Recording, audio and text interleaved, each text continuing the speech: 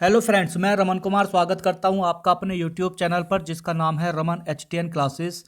दोस्तों, आज की हम इस वीडियो में आपके सामने लेकर आए हैं यूपी टेट और टेट में आने वाले साइकोलॉजी और पैडागोजी के बहुत ही इम्पोर्टेंट प्रश्नों की एक सीरीज़।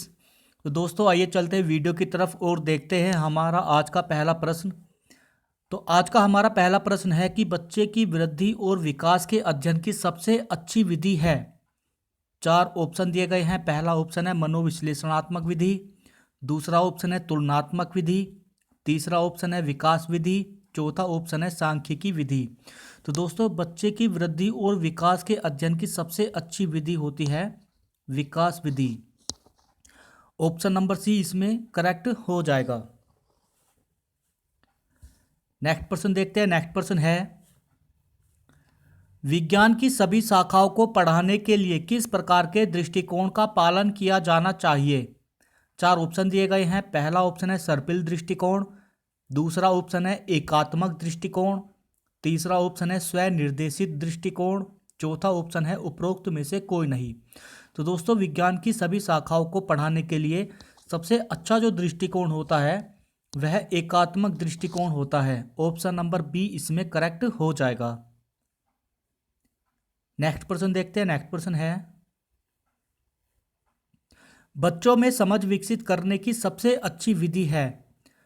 चार ऑप्शन दिए गए हैं। पहला ऑप्शन है वैज्ञानिक प्रयोग करने में उनकी मदद करें, दूसरा ऑप्शन है उन्हें प्रयोगों से दूर रखें, तीसरा ऑप्शन है उन्हें सामाजिक गतिविधियों में व्यस्त रखें, चौथा ऑप्शन है उन्हें सामाजिक गतिविधियों से दूर रखें।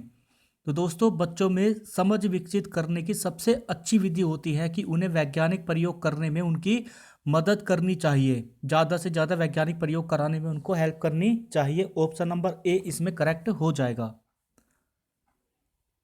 नेक्स्ट प्रश्न देखते हैं। नेक्स्ट प्रश्न है विज्ञान शिक्षण में उपचारात्मक शिक्षण का मुख्य उद्देश्य है। चार ऑप्शन दिए गए हैं। पहला ऑप्शन है छात्रों में अच्छी आदतें विकसित करना, दूसरा ऑप्शन है छात्रों की गलतियों में सुधार करना, तीसरा ऑप्शन है कुछ विशेष छात्रों की सीखने की कठिनाइयों को दूर करना, चौथा ऑप्शन है उपरोक्त में से कोई नहीं। तो दोस्तों, उपचारात्मक शिक्षण होता है कि कक्षा के अंदर कुछ विशेष छात्र होते हैं, उनके सीखने की कठिनाइयों को दूर करना उपचारात्मक शिक्षण कहलाता है। ऑप्शन नंबर सी इसमें करेक्ट हो जाएगा। नेक्स्ट प्रश्न देखते हैं। नेक्स्ट प्रश्न है प्राथमिक स्तर पर विज्ञान शिक्षण का उद्देश्य है।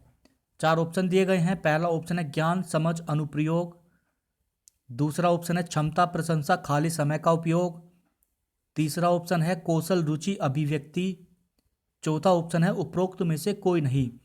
तो दोस्तों, प्राथमिक स्तर पर विज्ञान शिक्षण का उद्देश्य होता है ज्ञान समझ और अनुप्रयोग। ऑप्शन नंबर ए इसमें करेक्ट हो जाएगा।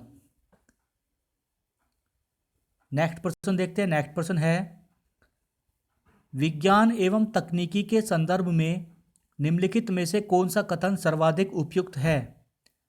चार ऑप्शन दिए गए हैं। पहला ऑप्शन है विज्ञान वैज्ञानिक पद्धति का अनुगमन करता है जबकि तकनीकी ऐसा नहीं करती, दूसरा ऑप्शन है यह मुक्त अंत वाला है जबकि तकनीकी लक्षणमुखी है, तीसरा ऑप्शन है विज्ञान तकनीकी की तुलना में ज़्यादा सृजनात्मक है, चौथा ऑप्शन है यह प्राचीन काल से उपस्थित था जबकि तकनीकी नहीं थी। तो दोस्तों, विज्ञान एवं तकनीकी के संदर्भ में सर्वाधिक उपयुक्त कथन है कि विज्ञान तकनीकी की तुलना में ज़्यादा सृजनात्मक होता है। ऑप्शन नंबर सी इसमें करेक्ट हो जाएगा। नेक्स्ट प्रश्न देखते हैं। नेक्स्ट प्रश्न है विज्ञान के शिक्षण में पहला कदम है। चार ऑप्शन दिए गए हैं। पहला ऑप्शन है पाठ्य पुस्तक का पढ़ना, दूसरा ऑप्शन है सिद्धांतों तथा तथ्यों को उनके दैनिक जीवन से संबंधित करना, तीसरा ऑप्शन है प्रेरणा, चौथा ऑप्शन है इनमें से कोई नहीं। तो दोस्तों, विज्ञान के शिक्षण में पहला कदम होता है कि सिद्धांतों और तथ्यों को बालक के दैनिक जीवन से संबंधित करना। ऑप्शन नंबर बी इसमें करेक्ट हो जाएगा। नेक्स्ट प्रश्न पे चलते हैं। नेक्स्ट प्रश्न है प्राथमिक चरण विज्ञान शिक्षण की उपयुक्त पद्धति है? चार ऑप्शन दिए गए हैं। पहला ऑप्शन है व्यवहार तरीके, दूसरा ऑप्शन है भ्रमण विधि, तीसरा ऑप्शन है प्रदर्शन के तरीके, चौथा ऑप्शन है उपरोक्त सभी। तो दोस्तों प्राथमिक चरण मतलब प्राथमिक कक्षा में विज्ञान शिक्षण की उपयुक्त पद्धति होगी ये सभी। ऑप्शन नंबर डी इसमें करेक्ट हो जाएगा। नेक्स्ट प्रश्न पे चलते हैं। नेक्स्ट प्रश्न है विज्ञान के लिए सबसे अच्छा शिक्षण सहायक उपकरण क्या है? चार ऑप्शन दिए गए हैं। पहला ऑप्शन है जो आसानी से उपलब्ध है, दूसरा ऑप्शन है महंगा शिक्षण सहायक उपकरण, तीसरा ऑप्शन है विषय से संबंधित कम लागत के साथ आसानी से उपलब्ध, चौथा ऑप्शन है ये सभी। दोस्तों विज्ञान शिक्षण के लिए सबसे अच्छा शिक्षण सहायक उपकरण होता है जो विषय से संबंधित हो तथा कम लागत में आसानी से उपलब्ध हो जाए, इसलिए ऑप्शन सी इसमें करेक्ट हो जाएगा। नेक्स्ट प्रश्न देखते हैं। नेक्स्ट प्रश्न है जीवन विज्ञान में पाठ की योजना को मुख्य रूप से विचार के द्वारा निर्देशित किया जाना चाहिए। चार ऑप्शन दिए गए हैं। पहला ऑप्शन है पाठ्यक्रम के लक्ष्य और सीखने के परिणाम, दूसरा ऑप्शन है शिक्षार्थियों को कार्य प्रदान करना, तीसरा ऑप्शन है कक्षा में औसत बच्चे की ज़रूरतों को पूरा करना, चौथा ऑप्शन है माता पिता को संतुष्ट करना। तो दोस्तों विज्ञान में पाठ्य योजना को इस प्रकार बनाना चाहिए कि पाठ्यक्रम के लक्ष्य और सीखने के परिणाम इसमें जो है प्रभावी हो जाएं। ऑप्शन नंबर ए इसमें करेक्ट हो जाएगा। नेक्स्ट प्रश्न पे चलते हैं। नेक्स्ट प्रश्न है लेखन प्रक्रिया में अनुवाद का क्या अर्थ है? चार ऑप्शन दिए गए हैं। पहला ऑप्शन है अन्य पाठकों से प्रतिक्रिया के आधार पर फिर से तैयार करना, ऑप्शन नंबर बी है अपने विचारों को व्यक्त करने के लिए सही शब्दों और वाक्यों का उपयोग करना, तीसरा ऑप्शन है लिखित पाठ की समीक्षा करें या पाठ के दो या दो से अधिक संस्करणों की तुलना करें, चौथा ऑप्शन है इनमें से कोई नहीं। तो दोस्तों अनुवाद का अर्थ होता है अपने विचारों को व्यक्त करने के लिए सही शब्दों और वाक्यों का उपयोग करना, ऑप्शन नंबर बी इसमें करेक्ट हो जाएगा। नेक्स्ट प्रश्न पे चलते हैं। नेक्स्ट प्रश्न है मनुष्य सीखता है जबकि जानवर सीखते हैं। चार ऑप्शन दिए गए हैं। पहला ऑप्शन है कर रही है, रिक्त स्थान में भरना है और देख, दूसरे ऑप्शन में दिया गया है अवलोकन करना तथा करना, तीसरे ऑप्शन में दिया गया है करना तथा खाना, चौथा ऑप्शन दिया गया है भाषण तथा अवलोकन करना। तो दोस्तों मनुष्य सीखता है, मनुष्य के सीखने का मतलब होता है कि मनुष्य अवलोकन करता है, और जबकि जानवर सीखते हैं तो जानवर कुछ नहीं सीखते, जानवर बस करते हैं, इसलिए ऑप्शन बी इसमें करेक्ट हो जाएगा। नेक्स्ट प्रश्न पे चलते हैं। नेक्स्ट प्रश्न है निम्नलिखित में से क्या परियोजना विधि का एक मूल सिद्धांत नहीं है? चार ऑप्शन दिए गए हैं। पहला ऑप्शन है वैधता, दूसरा ऑप्शन है गतिविधि, तीसरा ऑप्शन है उद्देश्य, चौथा ऑप्शन है उपयोगिता। तो दोस्तों परियोजना विधि का मूल सिद्धांत वैधता नहीं होता है, ऑप्शन नंबर ए इसमें करेक्ट हो जाएगा। नेक्स्ट प्रश्न पे चलते हैं। नेक्स्ट प्रश्न है इनमें से कौन सा एक परियोजना का सोपान नहीं है? चार ऑप्शन दिए गए हैं। पहला ऑप्शन है योजना बनाना, दूसरा ऑप्शन है पुनः परीक्षण, तीसरा ऑप्शन है लेखा जोखा, चौथा ऑप्शन है कार्यों का क्रियान्वयन। तो दोस्तों परियोजना का सोपान नहीं है पुनः परीक्षण, ऑप्शन नंबर बी इसमें करेक्ट हो जाएगा। नेक्स्ट प्रश्न पे चलते हैं। नेक्स्ट प्रश्न है कौन सी विधि को तू पढ़ विधि भी कहते हैं? चार ऑप्शन दिए गए हैं। पहला ऑप्शन है पाठ्य पुस्तक विधि, दूसरा ऑप्शन है कहानी विधि, तीसरा ऑप्शन है प्रदर्शन विधि, चौथा ऑप्शन है व्याख्यान विधि। तो दोस्तों तू पढ़ विधि कहलाती है पाठ्य पुस्तक विधि, ऑप्शन नंबर ए इसमें करेक्ट हो जाएगा। नेक्स्ट प्रश्न पे चलते हैं। नेक्स्ट प्रश्न है मूल्यांकन प्रणाली में ब्लूप्रिंट क्या है?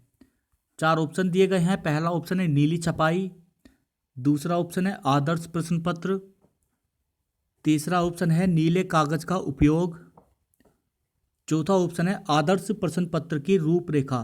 तो दोस्तों ब्लूप्रिंट कहते हैं कि जब किसी आदर्श प्रश्न पत्र की रूपरेखा तैयार की जाती है उसे ब्लूप्रिंट कहा जाता है, इसलिए ऑप्शन डी इसमें करेक्ट हो जाएगा। नेक्स्ट प्रश्न पे चलते हैं। नेक्स्ट प्रश्न है निम्नलिखित विद्यालय में समूह मन के विकास के लिए सर्वोत्तम उपयोगी साधन है। चार ऑप्शन दिए गए हैं। पहला ऑप्शन है इनाम वितरण, दूसरा ऑप्शन है लेखन गतिविधि, तीसरा ऑप्शन है वाद विवाद, चौथा ऑप्शन है वाचन गतिविधि। तो दोस्तों विद्यालय में जब कभी भी समूह के रूप में कोई चीज़ बच्चों को सिखाई जाती है तो उसके लिए सर्वोत्तम उपयोगी विधि होती है वाद विवाद विधि। ऑप्शन नंबर सी इसमें करेक्ट हो जाएगा। नेक्स्ट प्रश्न पे चलते हैं। नेक्स्ट प्रश्न है चित्र विस्तारक यंत्र किस प्रकार की सहायक सामग्री है। चार ऑप्शन दिए गए हैं। पहला ऑप्शन है यांत्रिकी श्रव्य सामग्री, दूसरा ऑप्शन है यांत्रिकी दृश्य सामग्री, तीसरा ऑप्शन है यांत्रिकी दृश्य श्रव्य सामग्री, चौथा ऑप्शन है इनमें से कोई नहीं। तो दोस्तों चित्र विस्तारक यंत्र, अपन विस्तार किसका कर रहे हैं, चित्र का। तो चित्र विस्तारक यंत्र एक प्रकार की यांत्रिकी दृश्य सामग्री है। ऑप्शन नंबर बी इसमें करेक्ट हो जाएगा। नेक्स्ट प्रश्न देखते हैं। नेक्स्ट प्रश्न है निम्न में से कौन सा पाठ्यक्रम निर्माण का सिद्धांत नहीं है। चार ऑप्शन दिए गए हैं। पहला ऑप्शन है वास्तविकता आधारित, दूसरा ऑप्शन है शिक्षक केंद्रित, तीसरा ऑप्शन है लक्ष्य आधारित, चौथा ऑप्शन है बाल केंद्रित। तो दोस्तों पाठ्यक्रम निर्माण का सिद्धांत नहीं है, पाठ्यक्रम निर्माण का सिद्धांत नहीं है। तो शिक्षक केंद्रित पाठ्यक्रम निर्माण का सिद्धांत नहीं होता है। ऑप्शन बी इसमें करेक्ट हो जाएगा। नेक्स्ट प्रश्न देखते हैं। नेक्स्ट प्रश्न है यह सबसे पहले किसने कहा था मनुष्य एक सामाजिक प्राणी है। चार ऑप्शन दिए गए हैं। पहला ऑप्शन है अरस्तु, दूसरा ऑप्शन है सुकरात, तीसरा ऑप्शन है प्लेटो, चौथा ऑप्शन है रूसो। तो यह सबसे पहले कहा था अरस्तु ने कि मनुष्य एक सामाजिक प्राणी है। ऑप्शन नंबर ए इसमें करेक्ट हो जाएगा। नेक्स्ट प्रश्न देखते हैं। नेक्स्ट प्रश्न है किस विद्वान ने कहा था केवल बताना शिक्षण नहीं बल्कि एक प्रशिक्षण होता है। चार ऑप्शन दिए गए हैं। पहला ऑप्शन है क्लार्क ने, दूसरा ऑप्शन है मन ने, तीसरा ऑप्शन है जॉन डीवी ने, चौथा ऑप्शन है किलपैट्रिक ने। तो दोस्तों केवल बताना शिक्षण नहीं होता बल्कि यह एक प्रशिक्षण होता है, यह कहा था मन ने। ऑप्शन नंबर बी इसमें करेक्ट हो जाएगा। नेक्स्ट प्रश्न देखते हैं। नेक्स्ट प्रश्न है अनुभव का शंकु किसकी देन है। चार ऑप्शन दिए गए हैं। पहला ऑप्शन है जॉन डीवी, दूसरा ऑप्शन है हर्बर्ट स्पेंसर, तीसरा ऑप्शन है किलपैट्रिक, चौथा ऑप्शन है एडगर डेल। तो दोस्तों अनुभव का शंकु एडगर डेल ने दिया था। ऑप्शन नंबर डी इसमें करेक्ट हो जाएगा। नेक्स्ट प्रश्न देखते हैं। नेक्स्ट प्रश्न है एक बालक की बुद्धि लब्धि 90 से 110 के मध्य है, वह है। चार ऑप्शन दिए गए हैं। पहला ऑप्शन है सामान्य बुद्धि, दूसरा ऑप्शन है प्रखर बुद्धि, तीसरा ऑप्शन है उत्कृष्ट बुद्धि, चौथा ऑप्शन है प्रतिभाशाली। तो दोस्तों यदि किसी बालक की बुद्धि लब्धि 90 से 110 के मध्य में होती है तो वह सामान्य बुद्धि का बालक होता है। ऑप्शन नंबर ए इसमें करेक्ट हो जाएगा। नेक्स्ट प्रश्न देखते हैं। नेक्स्ट प्रश्न है बच्चे के लिए निःशुल्क एवं अनिवार्य शिक्षा का अधिकार अधिनियम कितने वर्ष के बच्चों के लिए लागू है। चार ऑप्शन दिए गए हैं। पहला ऑप्शन है 6 से 14 वर्ष, दूसरा ऑप्शन है 7 से 13 वर्ष, तीसरा ऑप्शन है 5 से 11 वर्ष, चौथा ऑप्शन है 6 से 12 वर्ष। तो दोस्तों बच्चे के लिए निःशुल्क एवं अनिवार्य शिक्षा का अधिकार अधिनियम 6 से 14 वर्ष के बच्चों पर लागू होता है? ऑप्शन नंबर ए इसमें करेक्ट हो जाएगा। नेक्स्ट प्रश्न देखते हैं। नेक्स्ट प्रश्न है, हिंदी अक्षरों को बालक किस आयु में पहचानने लगता है? 4 ऑप्शन दिए हैं। पहला ऑप्शन है 3 वर्ष में, दूसरा ऑप्शन है 4 वर्ष में, तीसरा ऑप्शन है 5 वर्ष में, चौथा ऑप्शन है 6 वर्ष में। तो दोस्तों हिंदी अक्षरों को बालक 5 वर्ष की आयु में पहचानने लगता है। ऑप्शन नंबर सी करेक्ट होगा। नेक्स्ट प्रश्न देखते हैं। नेक्स्ट प्रश्न है, किस मनोवैज्ञानिक ने अपने 3 वर्षीय पुत्र का अध्ययन किया? 4 ऑप्शन दिए गए हैं। पहला ऑप्शन है पेस्टोलॉजी, दूसरा ऑप्शन है वाटसन, तीसरा ऑप्शन है स्टेनले हॉल, चौथा ऑप्शन है जेम्स सल्ली। तो दोस्तों अपने 3 वर्षीय पुत्र का अध्ययन किया था वाटसन ने। ऑप्शन नंबर बी इसमें करेक्ट हो जाएगा। नेक्स्ट प्रश्न देखते हैं। नेक्स्ट प्रश्न है,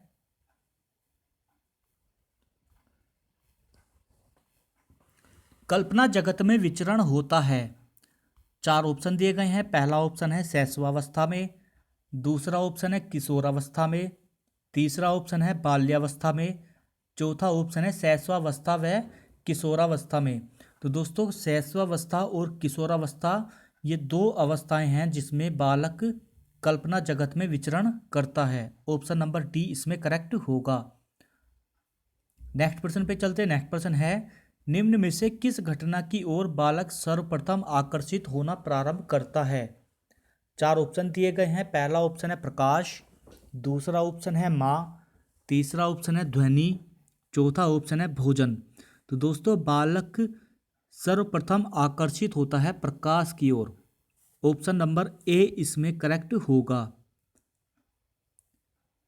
नेक्स्ट क्वेश्चन पे चलते हैं। नेक्स्ट क्वेश्चन है, वंशानुक्रम से संबंधित प्रयोग चूहों पर किसने किया? 4 ऑप्शन दिए गए थे। पहला ऑप्शन है कार्ल पियर्सन ने, दूसरा ऑप्शन है मैक्ड्यूगल ने, तीसरा ऑप्शन है मेंडल ने, चौथा ऑप्शन है पावलोव ने। तो दोस्तों वंशानुक्रम से संबंधित प्रयोग चूहों पर किया था मेंडल ने। ऑप्शन नंबर सी इसमें करेक्ट होगा। नेक्स्ट प्रश्न देखते हैं। नेक्स्ट प्रश्न है, भाषा शिक्षण की पद्धति नहीं है? 4 ऑप्शन दिए गए हैं। पहला ऑप्शन है मोंटेसरी, दूसरा ऑप्शन है किंडरगार्टन, तीसरा ऑप्शन है ड्रेवाली, चौथा ऑप्शन है अभिक्रमित अनुदेशन। तो दोस्तों भाषा शिक्षण की पद्धति अभिक्रमित अनुदेशन नहीं होती है। ऑप्शन नंबर डी इसमें करेक्ट होगा। नेक्स्ट क्वेश्चन पे चलते हैं। नेक्स्ट क्वेश्चन है, रोसा का प्रक्षेपी परीक्षण किसके मापन हेतु अभिकल्पित है? 4 ऑप्शन दिए गए हैं। पहला ऑप्शन है अचेतन प्रायोजन, दूसरा ऑप्शन है स्वपन, तीसरा ऑप्शन है सचेत अभिलाषा, चौथा ऑप्शन है उपयुक्त सभी। तो दोस्तों रोसा का प्रक्षेपी परीक्षण अचेत प्रयोजन के मापन हेतु अभिकल्पित होता है। ऑप्शन नंबर ए इसमें करेक्ट हो जाएगा। नेक्स्ट क्वेश्चन पे चलते हैं। नेक्स्ट क्वेश्चन है, अल्बर्ट बंडूरा द्वारा दिए गए अधिगम के सिद्धांत को इस नाम से भी जाना जाता है। 4 ऑप्शन दिए गए हैं। पहला ऑप्शन है मौखिक अधिगम सिद्धांत, दूसरा ऑप्शन है चिन्ह अधिगम सिद्धांत, तीसरा ऑप्शन है अवलोकनात्मक अधिगम सिद्धांत, चौथा ऑप्शन है इनमें से कोई नहीं। तो दोस्तों अल्बर्ट बंडूरा द्वारा अधिगम का सिद्धांत दिया गया था उसे अवलोकनात्मक अधिगम सिद्धांत भी कहते हैं। ऑप्शन सी इसमें करेक्ट हो जाएगा। नेक्स्ट क्वेश्चन देखते हैं। नेक्स्ट क्वेश्चन है, मनोवैज्ञानिकों के अनुसार दुश्चिंता के समय व्यक्ति का लगाव होता है। 4 ऑप्शन दिए गए हैं। पहला ऑप्शन है बढ़ जाता है, दूसरा ऑप्शन है घट जाता है, तीसरा ऑप्शन है शून्य हो जाता है, चौथा ऑप्शन है कभी घटता है कभी बढ़ता है। तो दोस्तों दुश्चिंता के समय व्यक्ति का लगाव बढ़ जाता है।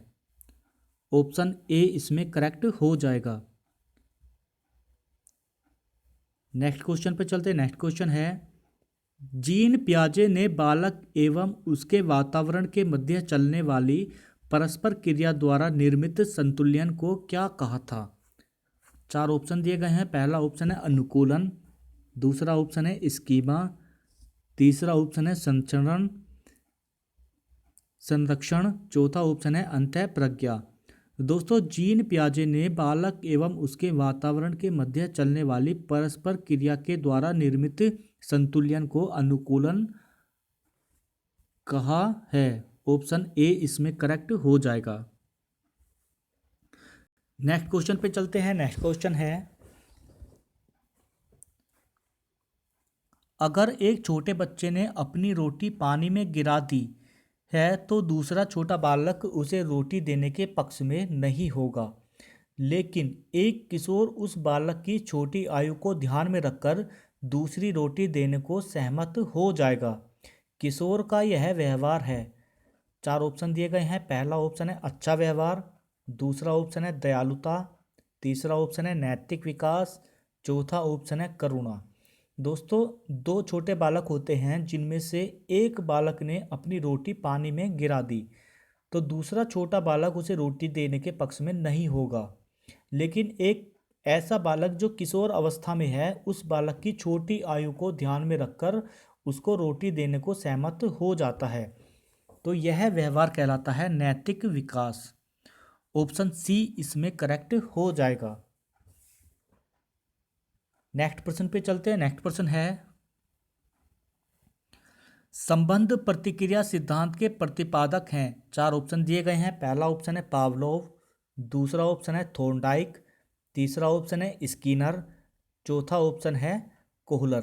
तो दोस्तों, संबंध प्रतिक्रिया सिद्धांत के प्रतिपादक हैं पावलोव। ऑप्शन ए इसमें करेक्ट हो जाएगा। नेक्स्ट क्वेश्चन पे चलते हैं। नेक्स्ट क्वेश्चन है, छद्म परिपक्वता काल होता है।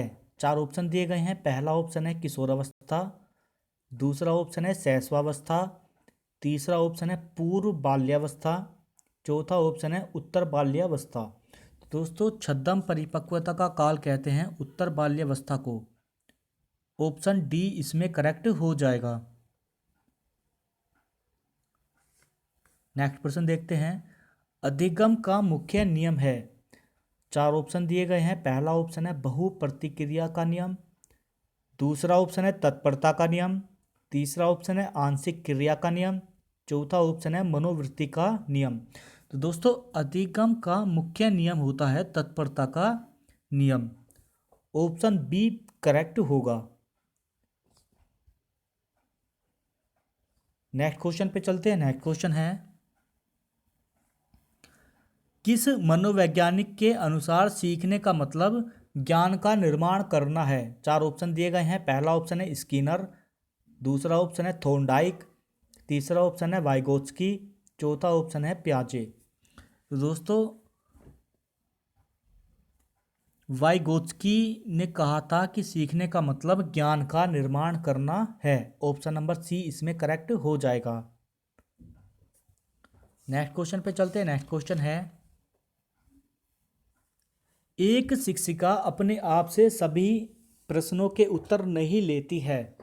वह अपने विद्यार्थियों को उत्तर देने के लिए समूह चर्चाएं और सहयोगात्मक अधिगम अपनाने के लिए प्रोत्साहित करती है। यह उपागम किस सिद्धांत पर आधारित है?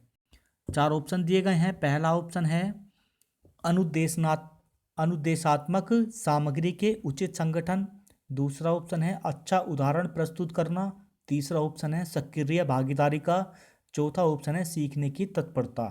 तो दोस्तों, एक शिक्षिका जो क्लास में समूह चर्चाएं और सहयोगात्मक अभिगम अपनाने के लिए प्रोत्साहित करती है अपनी कक्षा को, वह कक्षा में सक्रिय भागीदारी के सिद्धांत पर आधारित शिक्षण विधि को अपना रही है। ऑप्शन सी इसमें करेक्ट होगा। नेक्स्ट क्वेश्चन देखते हैं। नेक्स्ट क्वेश्चन है, किस अवस्था में बालक में परामर्श शिक्षण अत्यंत सक्रिय होता है? चार ऑप्शन दिए गए हैं। पहला ऑप्शन है बाल्यावस्था, दूसरा ऑप्शन है किशोरावस्था, तीसरा ऑप्शन है उत्तर बाल्यावस्था, चौथा ऑप्शन है पूर्व बाल्यावस्था। तो दोस्तों किशोरावस्था वह अवस्था होती है जिसमें बालक में परामर्श शिक्षण अत्यंत सक्रिय हो जाता है। ऑप्शन बी इसमें करेक्ट होगा। नेक्स्ट क्वेश्चन देखते हैं। नेक्स्ट क्वेश्चन है क्षमता के विकास का दूसरा नाम है। चार ऑप्शन दिए गए हैं। पहला ऑप्शन है अनुभव, दूसरा ऑप्शन है परिपक्वता, तीसरा ऑप्शन है शारीरिक विकास, चौथा ऑप्शन है कौशल विकास। तो दोस्तों यदि किसी व्यक्ति या बालक के अंदर किसी क्षमता का विकास हो रहा है तो हम कह सकते हैं कि उस व्यक्ति या उस बालक के अंदर कौशल विकास हो रहा है। इसलिए क्षमता के विकास का दूसरा नाम होता है कौशल विकास। ऑप्शन डी इसमें करेक्ट होगा। नेक्स्ट प्रश्न देखते हैं। नेक्स्ट प्रश्न है बुद्धि लब्धि का विचार किसने दिया था। चार ऑप्शन दिए गए हैं। पहला ऑप्शन है बिने द्वारा, दूसरा ऑप्शन है स्टर्नर द्वारा, तीसरा ऑप्शन है टर्मन द्वारा, चौथा ऑप्शन है स्पीयरमैन द्वारा। तो दोस्तों बुद्धि लब्धि का विचार दिया गया था स्टर्न के द्वारा। ऑप्शन नंबर बी इसमें करेक्ट होगा। नेक्स्ट क्वेश्चन देखते हैं। नेक्स्ट क्वेश्चन है एक बालक असंभव प्रतीत होने वाली कल्पना करता है। यह संकेत करती है उसकी प्रतिभाशीलता को, मंदबुद्धि का, सृजनशीलता का, चौथा औसत बुद्धि का। तो दोस्तों यदि कोई बालक असंभव प्रतीत होने वाली कल्पना करता है तो यह उसकी सृजनशीलता को प्रदर्शित करती है। ऑप्शन सी इसमें करेक्ट हो जाएगा।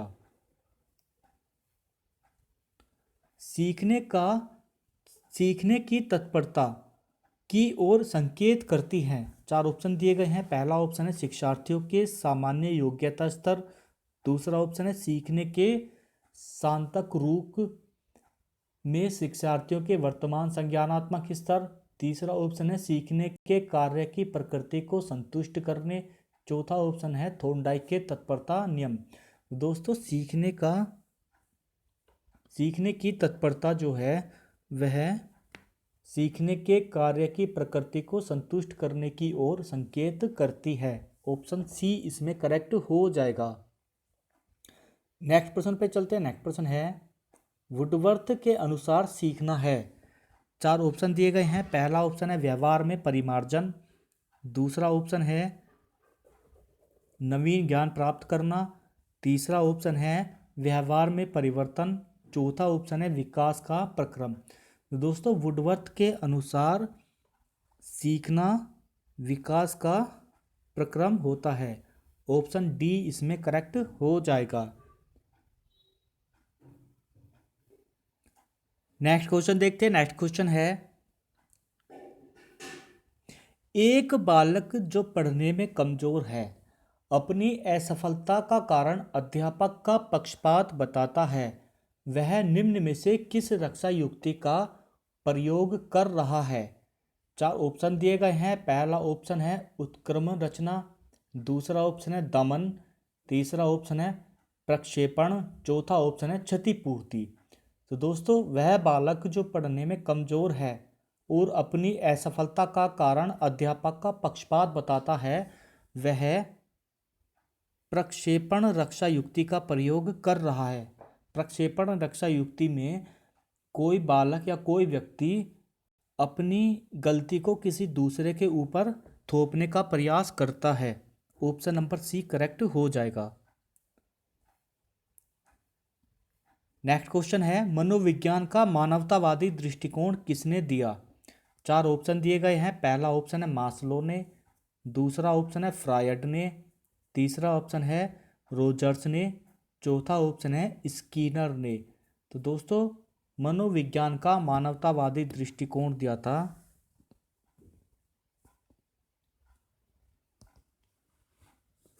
मोस्लो ने। ऑप्शन ए इसमें करेक्ट हो जाएगा।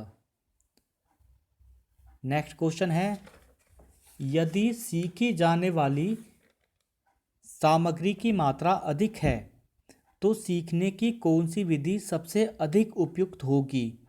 पहला ऑप्शन है अंश विधि, दूसरा ऑप्शन है समग्र विधि, तीसरा ऑप्शन है व्यवधान रहित विधि, चौथा ऑप्शन है एक व दो दोनों।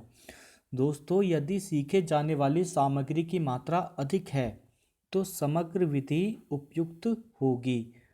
ऑप्शन बी इसमें करेक्ट हो जाएगा। नेक्स्ट क्वेश्चन पे चलते हैं। नेक्स्ट क्वेश्चन है आदत ज्ञान एवं अभिवृत्तियों का अर्जन कहलाता है। चार ऑप्शन दिए गए हैं। पहला ऑप्शन है अनुदेशन, दूसरा ऑप्शन है शिक्षण, तीसरा ऑप्शन है प्रशिक्षण, चौथा ऑप्शन है अधिगम। तो दोस्तों, आदत ज्ञान एवं अभिवृत्तियों का अर्जन कहलाता है अधिगम। ऑप्शन डी इसमें करेक्ट हो जाएगा। नेक्स्ट क्वेश्चन पे चलते हैं। नेक्स्ट क्वेश्चन है आप अपने जूते रैक में रखते हैं, उस रैक को उस स्थान से हटा दिया गया है, फिर भी आप अपने जूते रखने के लिए उसी स्थान पर जाते हैं जहां पहले रैक रखी हुई थी। ऐसा होने का कारण है। चार ऑप्शन दिए गए हैं। पहला ऑप्शन है पुनर्बलन, दूसरा ऑप्शन है अंतर्दृष्टि, तीसरा ऑप्शन है भूल, चौथा ऑप्शन है अनुबंधन।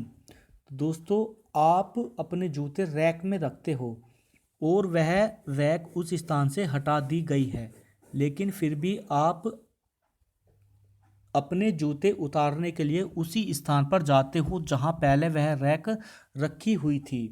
तो ऐसा होने का कारण होता है अनुबंधन। ऑप्शन डी इसमें करेक्ट हो जाएगा। नेक्स्ट प्रश्न पे चलते हैं। नेक्स्ट प्रश्न है जिन प्रतिक्रियाओं को सीखने के उपरांत संतुष्टि प्राप्त होती है उन्हें सीख लिया जाता है। यह है। चार ऑप्शन दिए गए हैं। पहला ऑप्शन है अभ्यास का नियम, दूसरा ऑप्शन है तत्परता का नियम, तीसरा ऑप्शन है प्रभाव का नियम, चौथा ऑप्शन है सापेक्षता का नियम। तो दोस्तों, जिन प्रक्रियाओं को सीखने के उपरांत संतुष्टि प्राप्त होती है उन्हें सीख लिया जाता है, इसको कहते हैं प्रभाव का नियम। ऑप्शन सी इसमें करेक्ट हो जाएगा। नेक्स्ट क्वेश्चन पे चलते हैं। नेक्स्ट क्वेश्चन है संकेत अधिगम के अंतर्गत सीखा जाता है। चार ऑप्शन दिए गए हैं। पहला ऑप्शन है मनोविज्ञान, दूसरा ऑप्शन है वातावरण, तीसरा ऑप्शन है मनोदैहिक, चौथा ऑप्शन है पारंपरिक अनुकूलन।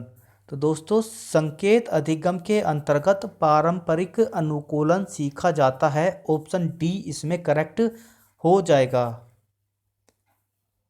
नेक्स्ट प्रश्न पे चलते हैं। नेक्स्ट प्रश्न है मानव विकास होता है। चार ऑप्शन दिए गए हैं। पहला ऑप्शन है मात्रात्मक, दूसरा ऑप्शन है गुणात्मक, तीसरा ऑप्शन है एक सीमा तक अमापनीय, चौथा ऑप्शन है मात्रात्मक एवं गुणात्मक दोनों। तो दोस्तों, मानव विकास मात्रात्मक एवं गुणात्मक दोनों होता है। ऑप्शन डी इसमें करेक्ट हो जाएगा। नेक्स्ट प्रश्न पे चलते हैं। नेक्स्ट प्रश्न है दो या दो से अधिक व्यक्तियों के मध्य तथ्यों, विचारों, मतों तथा भावनाओं का आदान प्रदान क्या कहलाता है। चार ऑप्शन दिए गए हैं। पहला ऑप्शन है सहसंबंध, दूसरा ऑप्शन है संप्रेषण, तीसरा ऑप्शन है अंतःक्रिया, चौथा ऑप्शन है प्रेषण। दोस्तों, दो या दो से अधिक व्यक्तियों के मध्य विचारों, मतों, तथ्यों, भावनाओं का आदान प्रदान संप्रेषण कहलाता है। ऑप्शन बी इसमें करेक्ट हो जाएगा। नेक्स्ट प्रश्न पे चलते हैं। नेक्स्ट प्रश्न है प्राथमिक स्तर की कक्षा आधारित होनी चाहिए।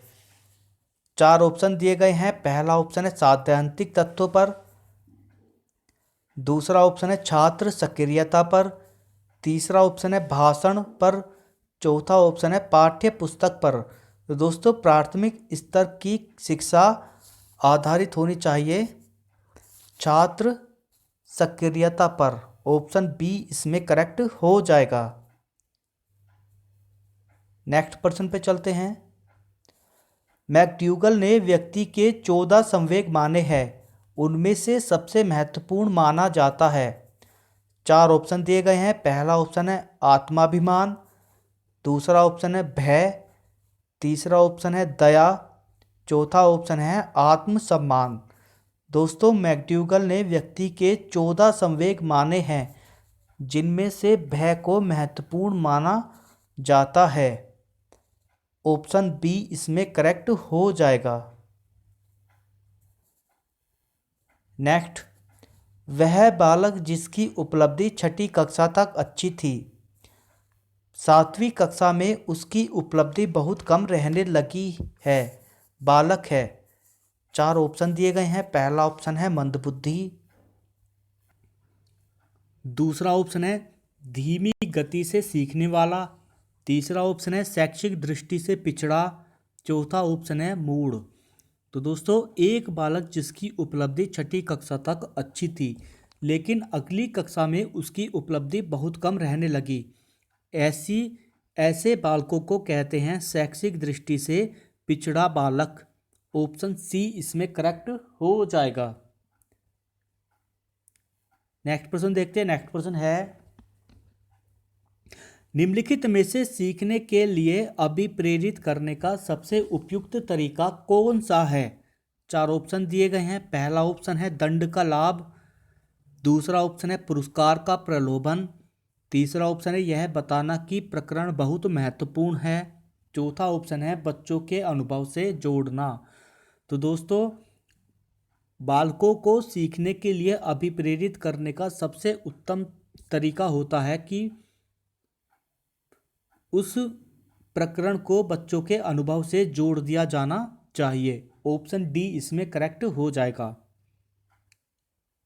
नेक्स्ट प्रश्न पे देखते हैं, बुद्धि और वृद्धि और विकास में क्या संबंध है? 4 ऑप्शन दिए गए हैं। पहला ऑप्शन है एक दूसरे के विरोधी हैं, दूसरा ऑप्शन है एक दूसरे के समान है, तीसरा ऑप्शन है एक दूसरे के पूरक हैं, चौथा ऑप्शन है उपरोक्त सभी। तो दोस्तों, वृद्धि और विकास एक दूसरे के पूरक होते हैं। ऑप्शन सी इसमें करेक्ट हो जाएगा। नेक्स्ट प्रश्न देखते हैं, सीखने का क्लासिकल कंडीशनिंग सिद्धांत प्रतिपादित किया था? 4 ऑप्शन दिए गए हैं। पहला ऑप्शन है स्किनर ने, दूसरा ऑप्शन है पावलोव ने, तीसरा ऑप्शन है थोर्नडाइक ने, चौथा ऑप्शन है रोहलबर्ग ने। तो दोस्तों, सीखने का क्लासिकल कंडीशनिंग सिद्धांत प्रतिपादित किया था पावलोव ने। ऑप्शन बी इसमें करेक्ट हो जाएगा। नेक्स्ट प्रश्न देखते हैं, परिवार बच्चे को शिक्षा प्रदान करता है? 4 ऑप्शन दिए गए हैं। पहला है औपचारिक रूप से, दूसरा है अनौपचारिक रूप से, तीसरा है प्रयत्न सहित, चौथा है नियमित रूप से। तो दोस्तों, परिवार बच्चे को अनौपचारिक रूप से शिक्षा प्रदान करता है। ऑप्शन बी इसमें करेक्ट हो जाएगा। नेक्स्ट प्रश्न है, मॉन्टेसरी शिक्षा प्रणाली संवेगों के व्यवस्थापन में सहायक है कैसे? 4 ऑप्शन दिए गए हैं। पहला ऑप्शन यथार्थ से समायोजन करवाकर, दूसरा ऑप्शन है बच्चों में स्वानुशासन विकसित करके, तीसरा ऑप्शन है ज्ञान की आत्मीकरण से, चौथा ऑप्शन है संवेगों पर नियंत्रण करवाकर। तो दोस्तों, मॉन्टेसरी शिक्षा प्रणाली संवेगों के व्यवस्थान में सहायक है, बच्चों में स्वानुशासन विकसित करके। ऑप्शन बी इसमें करेक्ट हो जाएगा। नेक्स्ट प्रश्न पे चलते हैं। नेक्स्ट प्रश्न है, पर्सोना शब्द का अर्थ है? 4 ऑप्शन दिए गए हैं। पहला ऑप्शन है व्यक्तित्व, दूसरा ऑप्शन है मुखौटा, तीसरा ऑप्शन है स्वयं, चौथा ऑप्शन है व्यक्तिगत। दोस्तों, पर्सोना शब्द का अर्थ होता है मुखौटा। ऑप्शन बी इसमें करेक्ट हो जाएगा।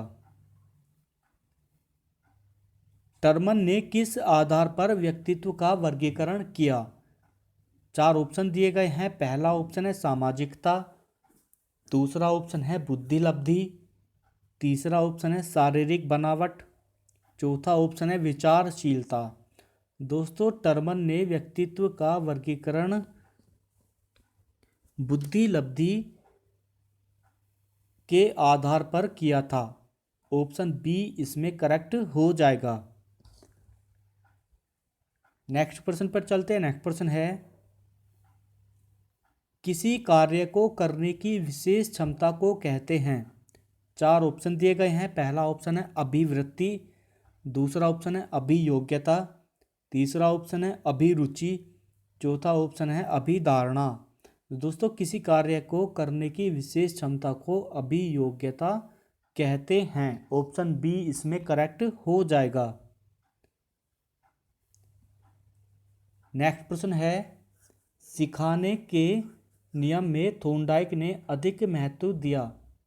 4 ऑप्शन दिए गए हैं। पहला ऑप्शन है अभ्यास पर, दूसरा ऑप्शन है आवृत्ति पर, तीसरा ऑप्शन है प्रभाव पर, चौथा ऑप्शन है तत्परता पर। तो दोस्तों, सीखने के जो थॉर्नडाइक ने नियम दिए गए थे उसमें सबसे अधिक महत्व प्रभाव वाले नियम पर दिया गया था। ऑप्शन नंबर सी इसमें करेक्ट हो जाएगा। नेक्स्ट प्रश्न पर चलते हैं। नेक्स्ट प्रश्न देखते हैं, कक्षा में सीखा गया ज्ञान दैनिक जीवन में प्रयोग में लाना यह अधिगम का स्थानांतरण है। 4 ऑप्शन दिए गए हैं। पहला ऑप्शन है क्रमिक स्थानांतरण, दूसरा ऑप्शन है एक पक्षीय स्थानांतरण, तीसरा ऑप्शन है द्विपक्षीय स्थानांतरण, चौथा है ऊर्ध्वाकार स्थानांतरण। दोस्तों, कक्षा में सीखा गया ज्ञान दैनिक जीवन में प्रयोग में लाना एक पक्षीय स्थानांतरण कहलाता है। ऑप्शन बी इसमें करेक्ट हो जाएगा। नेक्स्ट प्रश्न पे चलते हैं। नेक्स्ट प्रश्न देखते हैं, एक शिक्षक शिक्षार्थियों को अनुप्रेरित कर सकता है? 4 ऑप्शन दिए गए हैं। पहला ऑप्शन है उदाहरण देकर, दूसरा ऑप्शन है पुरस्कार देकर, तीसरा ऑप्शन है सही मार्गदर्शन कराकर, चौथा ऑप्शन है इनमें से कोई नहीं। तो दोस्तों, यदि किसी शिक्षक को अपने विद्यार्थियों को अनुप्रेरित करना है तो उसे उन बालकों का सही मार्गदर्शन कराना चाहिए।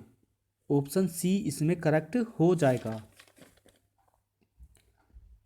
नेक्स्ट प्रश्न देखते हैं, स्नेह प्राप्त करने की इच्छा अभिप्रेरणा के संदर्भ में क्या है? 4 ऑप्शन दिए गए हैं। पहला ऑप्शन है कृत्रिम अभिप्रेरक, दूसरा ऑप्शन है स्वाभाविक अभिप्रेरक, तीसरा ऑप्शन है नकारात्मक अभिप्रेरक, चौथा ऑप्शन है अर्जित अभिप्रेरक। तो दोस्तों, स्नेह प्राप्त करने की इच्छा स्वाभाविक अभिप्रेरक होती है। ऑप्शन बी इसमें करेक्ट हो जाएगा।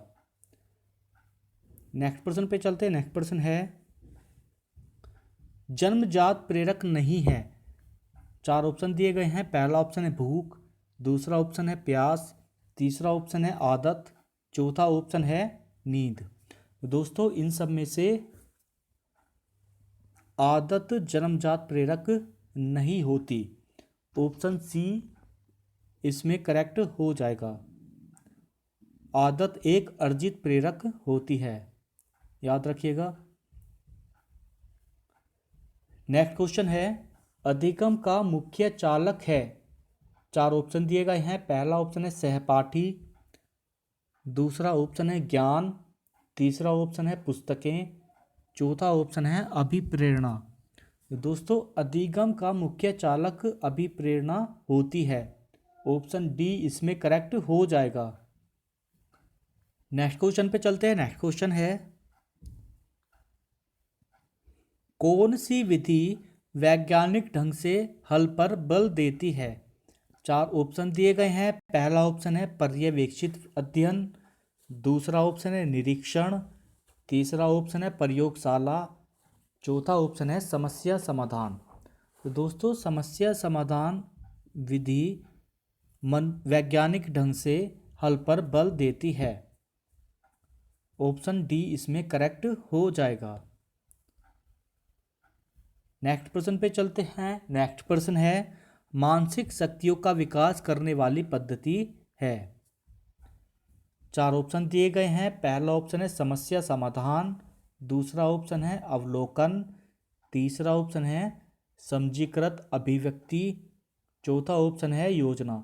तो दोस्तों मानसिक शक्तियों का विकास करने वाली पद्धति होती है समस्या समाधान विधि। ऑप्शन ए इसमें करेक्ट हो जाएगा।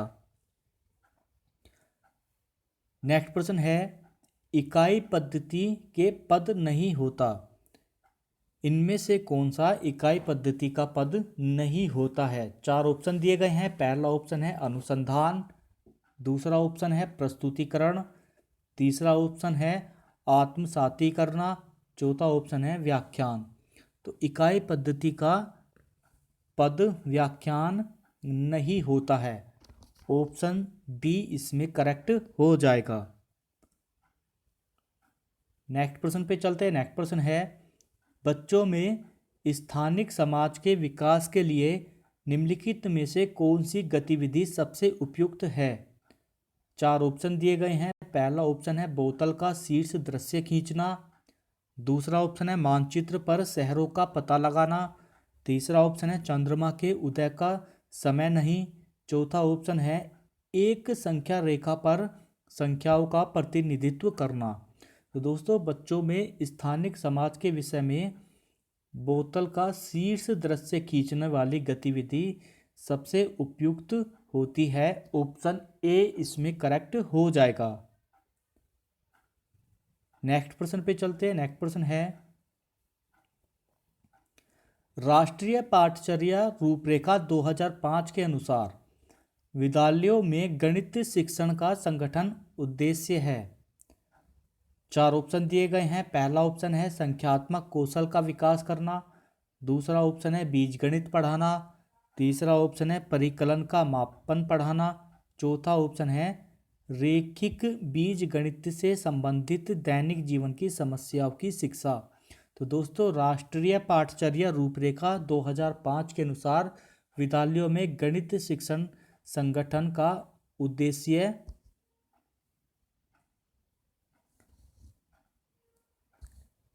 संख्यात्मक कौशल का विकास करना होता है। ऑप्शन ए इसमें करेक्ट हो जाएगा। नेक्स्ट प्रश्न पे चलते हैं। नेक्स्ट प्रश्न है गणितीय खेल और पहेलियां मदद करते हैं।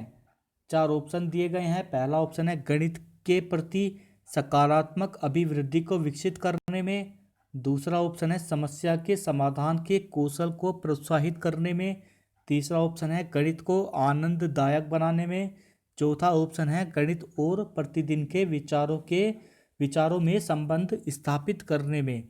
तो दोस्तों गणितीय खेल और पहेलियां मदद करती हैं गणित और प्रतिदिन के विचारों में संबंध स्थापित करने में। ऑप्शन डी इसमें करेक्ट हो जाएगा। नेक्स्ट प्रश्न है यह जानना अधिक महत्वपूर्ण है कि गणित को बहुत कुछ जानने की बजाय गणित कैसे किया जाए, यह कथन किसके द्वारा दिया गया था। 4 ऑप्शन दिए गए हैं। पहला ऑप्शन है डेविड व्हीलर, दूसरा ऑप्शन है वेन हाइल, तीसरा ऑप्शन है जॉर्ज पोलिया, चौथा ऑप्शन है वाइगोत्स्की।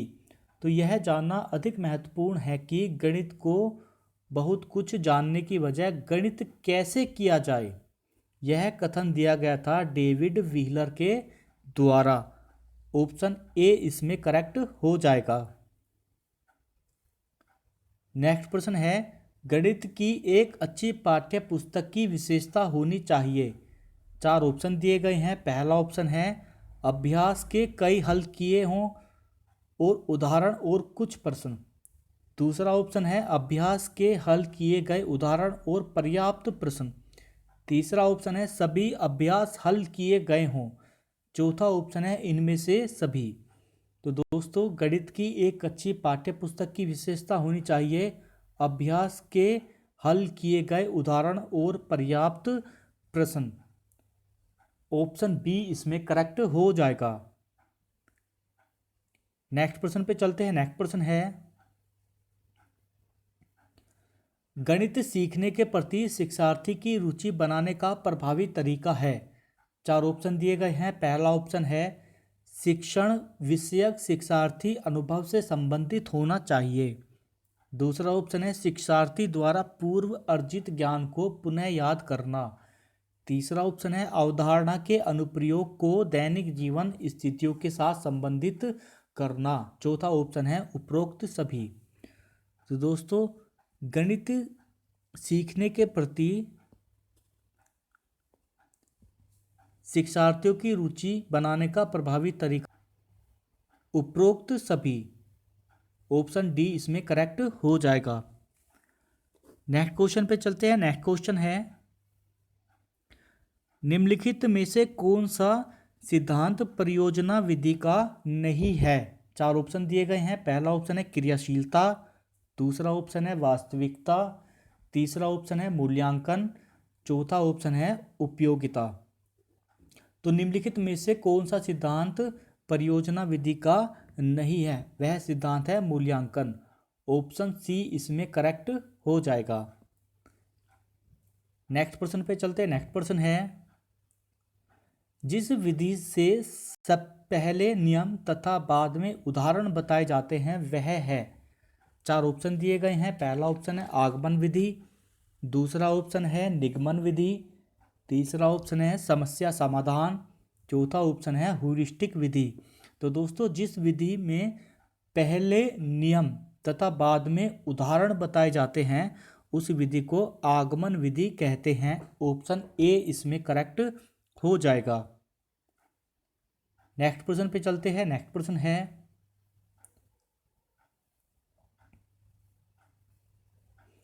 निम्नलिखित में से कौन सा गणित में काम करने का कारक हो सकता है। 4 ऑप्शन दिए गए हैं। पहला ऑप्शन है जेंडर, दूसरा ऑप्शन है सामाजिक सांस्कृतिक पृष्ठभूमि, तीसरा ऑप्शन है गणित की प्रकृति, चौथा ऑप्शन है व्यक्ति की क्षमता। दोस्तों, गणित में काम करने का कारक हो सकता है सामाजिक सांस्कृतिक पृष्ठभूमि। ऑप्शन बी इसमें करेक्ट हो जाएगा। नेक्स्ट प्रश्न पे चलते हैं। नेक्स्ट प्रश्न है, इनमें से कौन सा कारक अधिगम को अभिप्रेरित करने वाला है। 4 ऑप्शन दिए गए हैं। पहला ऑप्शन है बाह्य कारक, दूसरा ऑप्शन है विफलता से बचने के लिए प्रेरणा, तीसरा ऑप्शन है लक्ष्यों को प्राप्त करने पर व्यक्तिगत संतुष्टि, चौथा ऑप्शन है उपयुक्त में से कोई नहीं। तो दोस्तों, इस प्रश्न का राइट ऑप्शन होगा ऑप्शन सी। लक्ष्यों को प्राप्त करने पर व्यक्तिगत संतुष्टि अधिगम को अभिप्रेरित करने वाला एक कारक होता है। ऑप्शन सी इसमें करेक्ट हो जाएगा। नेक्स्ट प्रश्न पे चलते हैं। नेक्स्ट प्रश्न है, वाइगोत्स्की ने बच्चों के अधिगम में निम्नलिखित कारकों में से किसी एक की भूमिका के महत्व पर सबसे ज़्यादा जोर दिया। 4 ऑप्शन दिए गए हैं। पहला ऑप्शन है सामाजिक, दूसरा ऑप्शन है वंशानुगत, तीसरा ऑप्शन है मानसिक, चौथा ऑप्शन है शारीरिक। तो दोस्तों, वाइगोत्स्की ने बच्चों के अधिगम में सामाजिक कारक की भूमिका पर सबसे ज़्यादा जोर दिया था। ऑप्शन ए इसमें करेक्ट हो जाएगा। नेक्स्ट प्रश्न पे चलते हैं। नेक्स्ट प्रश्न है, बच्चे कैसे सीख सकते हैं। निम्नलिखित में से कौन सा विकल्प इस संबंध में सत्य नहीं है।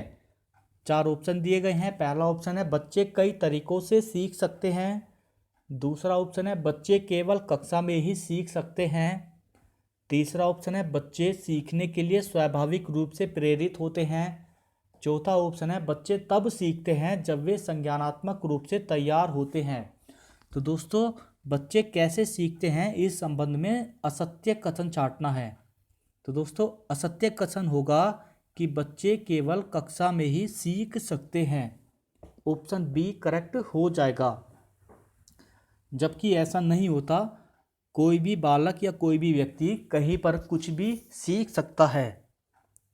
नेक्स्ट क्वेश्चन देखते हैं।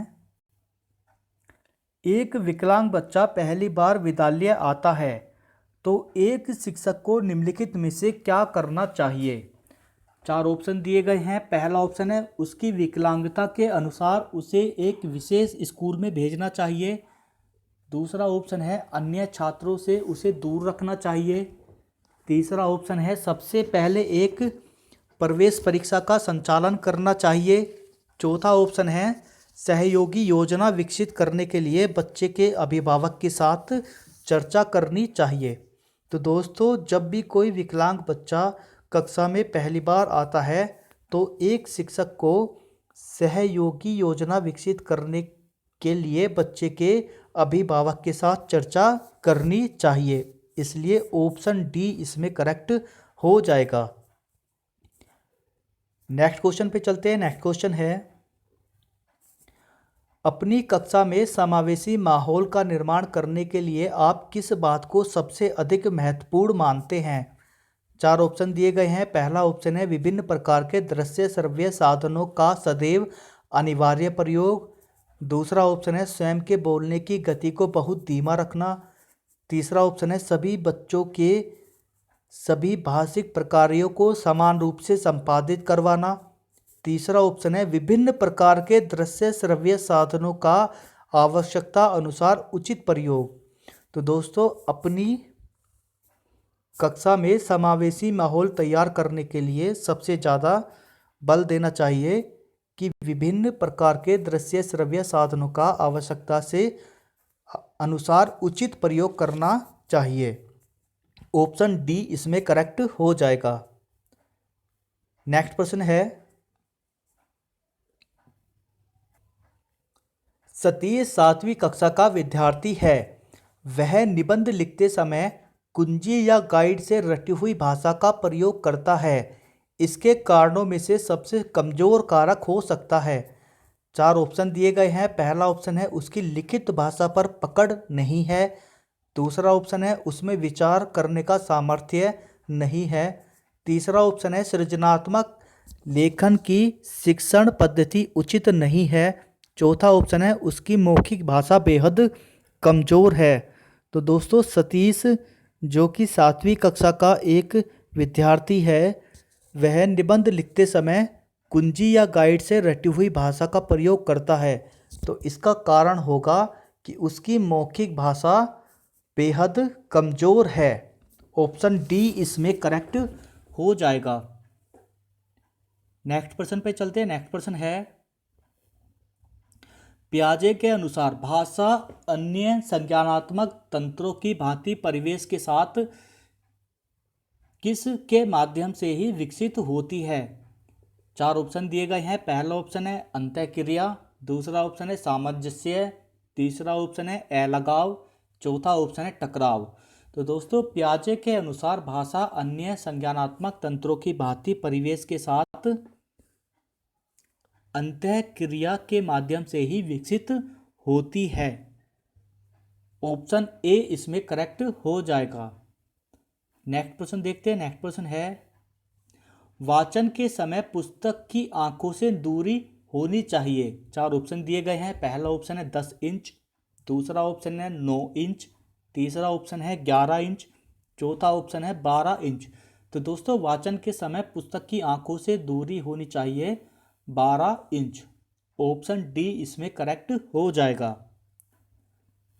नेक्स्ट प्रश्न देखते हैं। नेक्स्ट प्रश्न है गणित सभी विज्ञानों का द्वार एवं कुंजी है, यह कथन किसका है? 4 ऑप्शन दिए गए हैं। पहला ऑप्शन है रोजर बेकन का। दूसरा ऑप्शन है हैमिल्टन ने। तीसरा ऑप्शन है प्लेटो ने। चौथा ऑप्शन है रसेल ने। तो दोस्तों, गणित सभी विज्ञानों की द्वार एवं कुंजी है, यह कथन दिया था रोजर बेकन ने। ऑप्शन ए इसमें करेक्ट हो जाएगा। नेक्स्ट प्रश्न पे चलते हैं। नेक्स्ट प्रश्न है गणित के अध्ययन से एक बच्चे में किस गुण का विकास होता है? 4 ऑप्शन दिए गए हैं। पहला ऑप्शन है आत्मविश्वास। दूसरा ऑप्शन है तार्किक सोच। तीसरा ऑप्शन है विश्लेषक सोच। चौथा ऑप्शन है इनमें से सभी। तो दोस्तों, गणित के अध्ययन से एक बच्चे में इन सभी गुणों का विकास होता है। ऑप्शन डी इसमें करेक्ट हो जाएगा। नेक्स्ट प्रश्न पे चलते हैं। नेक्स्ट प्रश्न है, निम्न में से उपचारात्मक शिक्षा की जरूरत किसे है? चार ऑप्शन दिए गए हैं। पहला ऑप्शन है मंदबुद्धि बच्चों के लिए, दूसरा ऑप्शन है पिछड़े बच्चों के लिए, तीसरा ऑप्शन है सामान्य बच्चों के लिए, चौथा ऑप्शन है इन सभी के लिए।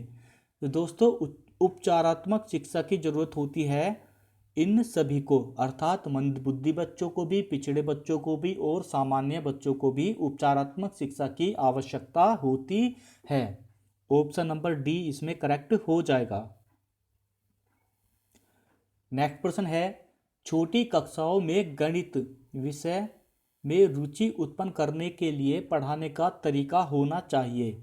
चार ऑप्शन दिए गए हैं। पहला ऑप्शन है मनोरंजक एवं खेल संबंधी, दूसरा ऑप्शन है रटने का, तीसरा ऑप्शन है आगमन का, चौथा ऑप्शन है निगमन का। तो दोस्तों छोटी कक्षाओं में गणित विषय में रुचि उत्पन्न करने के लिए पढ़ाने का तरीका होना चाहिए मनोरंजक एवं खेल संबंधी। ऑप्शन ए इसमें करेक्ट हो जाएगा। तो दोस्तों ये थी हमारी आज की वीडियो, जिसमें हमने यूपी टेट, सी टेट एवं राज्य के जितने भी टेट की परीक्षाएं आयोजित होती हैं उसमें पूछे जाने वाले साइकोलॉजी और पेडागोजी के कुछ इम्पोर्टेंट बहुविकल्पीय प्रश्न। तो दोस्तों आज की ये वीडियो कैसी लगी नीचे कमेंट बॉक्स में कमेंट करके ज़रूर बताइएगा। और यदि वीडियो को देखते हुए आप लोग यहाँ तक पहुँच गए हैं तो चैनल को सब्सक्राइब किए बिना और वीडियो को लाइक किए बिना मत जाइएगा। और दोस्तों जितने ज़्यादा हो सके अपने दोस्तों में इस वीडियो को शेयर कीजिएगा। तो दोस्तों कमेंट बॉक्स खुला है, आप लोग अपनी क्रिया प्रतिक्रिया नीचे कमेंट बॉक्स में ज़रूर दें। आज के लिए वीडियो को विराम देते हैं। नमस्कार।